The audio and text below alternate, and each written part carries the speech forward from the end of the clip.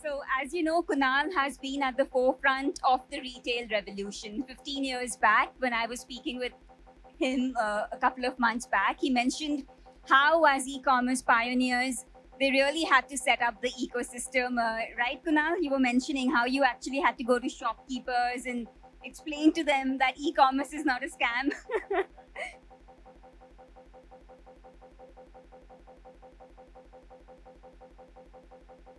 Okay. Okay. Yeah, I got it. Thanks, Neha, and thanks to the organizers. Yeah, in the early days, everyone used to say that nobody will buy anything online, and then they started buying phones, and they said, okay, that's just a standard box product, so they'll buy phones, but they'll never buy fashion. Then people started buying clothes, and then they said, okay, they'll buy clothes, they'll never buy shoes. Then they started buying shoes because we were sending two pairs, and people were sending one back if it wasn't fitting, but they'll never buy beauty products. And eventually, obviously rest is history. Now they're buying food and everything, groceries, etc. So I think one thing is very clear, that the Indian consumer is willing to keep pushing the boundaries as long as you provide good value, convenience. They don't have these fixed views. Now we are seeing what's happening with quick commerce, for instance. Everyone said that's not going to work, but Indians will gravitate towards value and convenience. Also, Kunal, you have a very interesting role in terms of being an enabler when it comes to technology at Unicommerce. That's what you're doing. You're helping so many of these T2Cs, for instance, and many e-commerce companies actually come to scale when it comes to the interface. Tell us a bit about that. Yeah, so we have obviously through Titan Capital invested in a lot of brands, and whether it's Mamaearth, Beardo, Jiva, Bira, etc. And again, same thing. Everyone used to say that these brands will not scale up. They don't have distribution.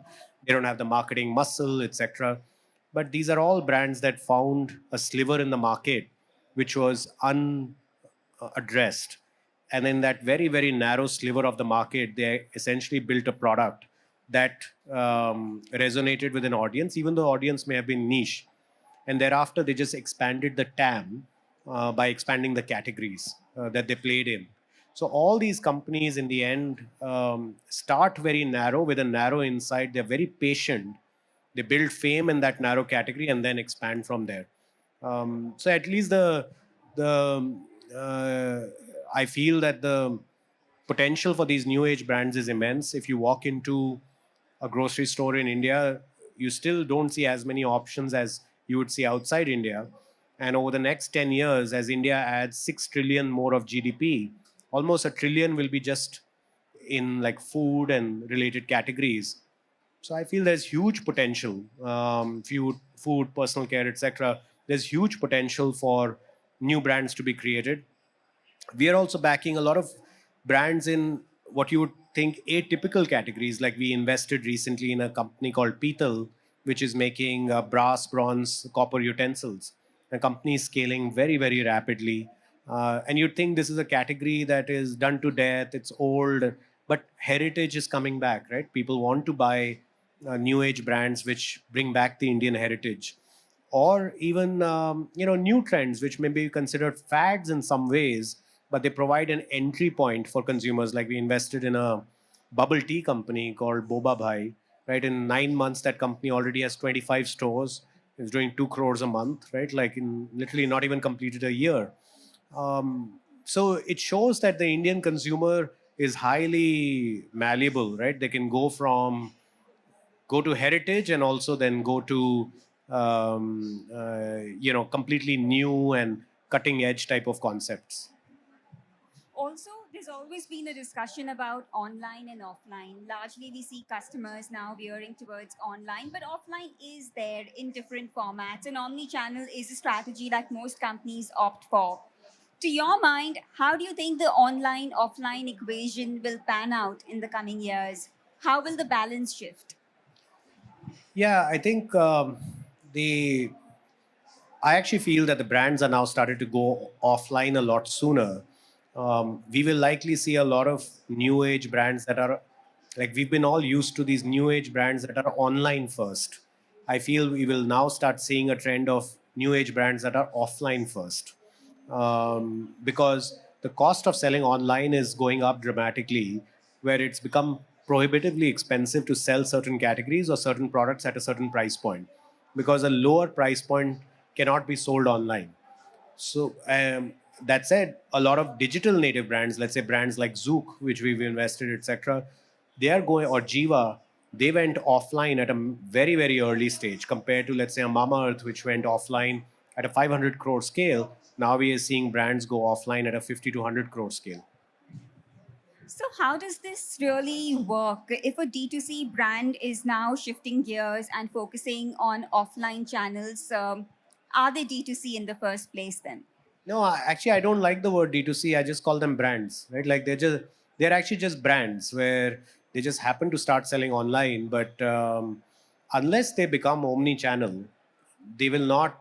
It's very hard to build a very, very large brand. For instance, Mamaearth being probably the largest new age brand. I don't know what the publicly reported numbers are, but I presume that at least 50% of their sales would be offline now. That's the only way you can build a lasting, enduring brand in the country. And that's where, companies like ours, like, one of our businesses, Unicommerce, which we operate, powers the supply chain for vast majority of these brands in India, whether it's Mamaearth, Boat, Sugar, including the traditional brands like Fab India, Bata, etc.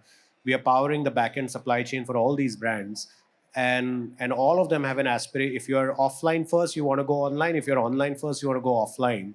But for that, you need a unified software supply chain infrastructure, which is what Unicommerce provides. So, another important trend we are seeing in India is about premiumization. It's about the focus on that top India one bracket, as we call it. How do you think this is going to influence companies, particularly new age companies, when they target customers in their offerings? Yeah, I think it seems like everyone wants to build a product for themselves, right? To begin with, which is okay. I think it's more relatable, but obviously the mass of the market lies one level or two levels below. Because at the top of the market, yes, there are a decent number of people, but I feel that it's too small, and that audience is being too hotly contested for. This is the same audience that is being marketed in a highly cluttered manner on Instagram, YouTube, so on and so forth. You go to the e-commerce platforms, and there are just tons of ads about all these new age brands that are targeting these metro consumers. So it's becoming very hard to make money from them because you end up spending so much money on advertising.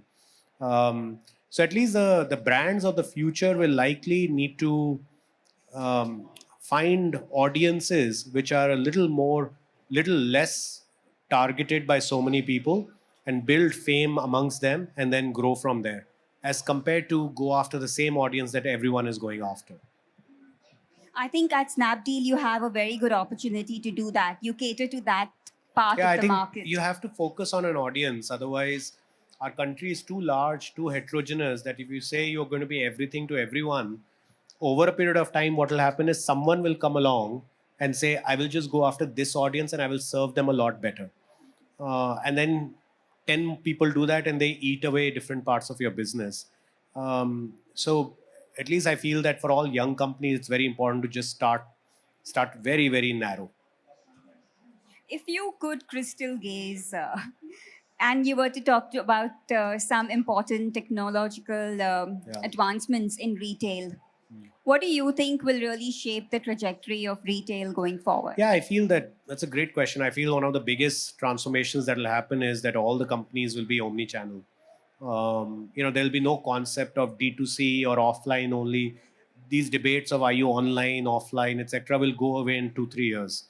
Everyone will be omni-channel. Everyone will need to be omni-channel, and that's where I feel a lot of the innovation will actually come on how do you the business's complexity goes up in geometric progression, becomes not 2x more expensive when you're online and offline. It becomes 10x more expensive, more complex, and for that you will need software. So at least, I mean, obviously our business caters to that, but also we are seeing and will continue to see lots of innovation in companies creating software products that make it easier to manage this very complicated supply chain of selling in your own store, selling in other people's store, selling in GT, MT, selling online on your platform, selling online on 10 other platforms. Suddenly you have so many channels, inventory sitting in so many places, prices changing dynamically in so many places, payments coming from so many places, doing reconciliations. So it's a complete it's going to be more and more complicated to run a business, and this is what new age software companies for e-commerce enablement can solve. So we are betting big on that being a big trend going forward from a technology standpoint in retail. I think when we are talking about retail in future, one question that always comes up is about the unorganized sector, the unorganized segment of the market. How do you think companies can tap into that 80% of the market? I mean, yes, there is digitization Yeah. across value chains, etc. But still, what more can be done to, It's enhance the value it's the for holy grail. stakeholders? How many venture capitalists have funded companies that are trying to organize the kirana store? And unfortunately, we haven't seen many great examples of this playing out yet. We have an investment in a company called Apna Mart, which is doing something interesting around basically going after small format kirana stores in small towns and saying we will revamp it for you and we will run it for you also. We will see how it goes. Early signs are promising. They have close to 100 stores now. That said, it is really the holy grail, but the economics themselves are a little challenging because effectively you are competing on trying to make efficient um, a business person who owns the store, sits at the store. Family members are the other employees in some ways of the store, and they're not earning a salary as such. It's very hard to make that outfit more efficient. They're already working at the bleeding edge of efficiency. It's a problem that, like, I feel the problem itself has not been well articulated yet. That what is the problem we are solving here? I can understand that. See, a retail, a kirana store carries 600 SKUs, right? That's it. Out of which maybe 300 are food, 300 are non-food. They are not optimizing for choice there. They're optimizing for certainty. Here are the things most of their customers regularly buy, and they have them, and that's it. And they always have those products. They are not trying to solve for having 6,000 SKUs and 10 different types of cereals or 5 different types of sauces. They're not optimizing for that. So I always wonder, like, when companies come up with, hey, we will solve the kirana problem, but like I ask, like, but what is the problem? So there is no problem. All right, Kunal, thank you so much. Thanks We a are lot. completely out of time, so we need to wrap this session. Thank you for being such a fabulous audience.